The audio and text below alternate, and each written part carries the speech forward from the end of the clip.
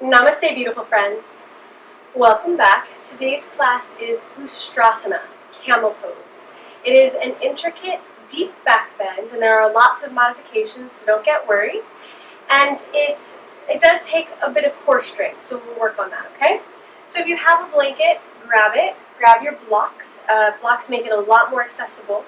I used to do this pose with no blocks, and since I've started adding the blocks in, I find that I can get a lot more breadth and length along my spine, which just makes the pose so much more comfortable. So don't hesitate from using the blocks. Don't let your ego get in the way. They really help open up through the heart space, through the front body. So if you have if you have a blanket, grab it so that you can put your knees on it. If you have sensitive knees, if not, if you don't have a blanket or don't need one, it's perfectly all right. I'll just show it to you this way first.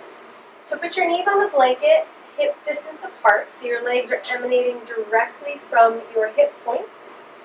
And then come up onto your knees so that your hips are directly above them. Now, press into the tops of the feet so that your feet are emanating directly away from you behind.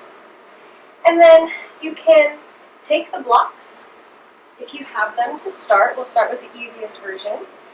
And if you just stay here up on your knees and that's as far as you go, that's perfectly all right. If you want to stay down here, sitting on your heels, that's perfectly all right as well. So in yoga classes, if they want you to come into camel pose and you're just not feeling up for it, don't worry, just stay in the previous pose. If you have the blocks, you can take them behind to sit on top of your calf. And then take your hands onto the blocks, press your hip forward, shoulders down and back, and this would be the first variation. So I will cue you how to get back there with the hips, as that's the important part. So when you're sat tall on top of your knees, you want to engage the quads, slightly rotate your inner thighs towards the front of the room, press through the tops of the feet, lead with the hip points, engage the core, lengthen the tailbone towards the knees. So don't squeeze the butt, just like a light lengthening to engage the lower abs. And as you begin to come backwards, you want to lead with the hip points forward and come into the back bend just with your upper back. So if you can only come into a little bit of a baby back bend, that's perfectly all right. You also can come, the intermediate version is with your hands on your back, either with your fingers pointing down or up. So you bring your hands to your lower back,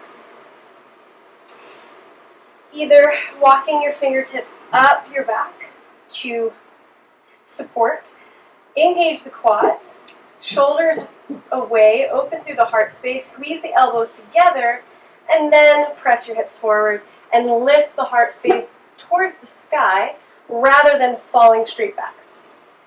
So this is a very strong pose. And you can gently tuck your chin in order to find length along the back of the spine.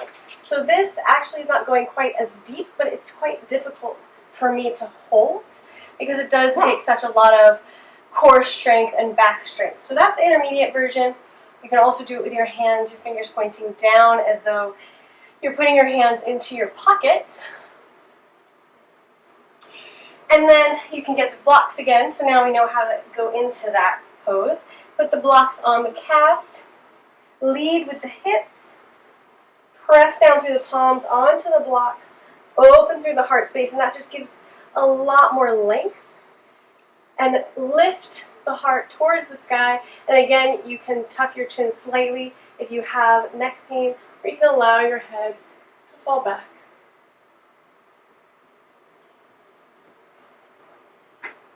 Engage the core, come back out, and then the final variation that I'd like to show you is the most advanced version, and it is hard for me as well.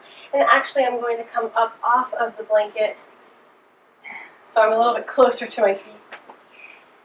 But you want to come on to your toes, so flip your toes under to bring your ankles a little bit closer to you.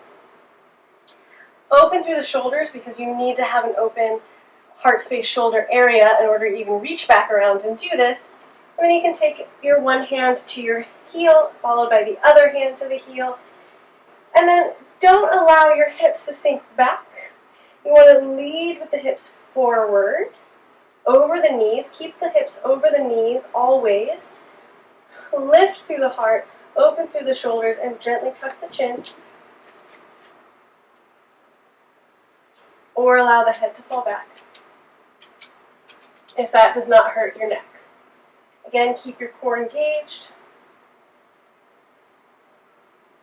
And come back up. And that is Ustrasana, Camel Pose. Bailey, come say hi. This is Bailey. She wanted to come say hello. Sit. Good. So I hope that you enjoyed this tutorial today, and I will see you tomorrow for the next one. Namaste.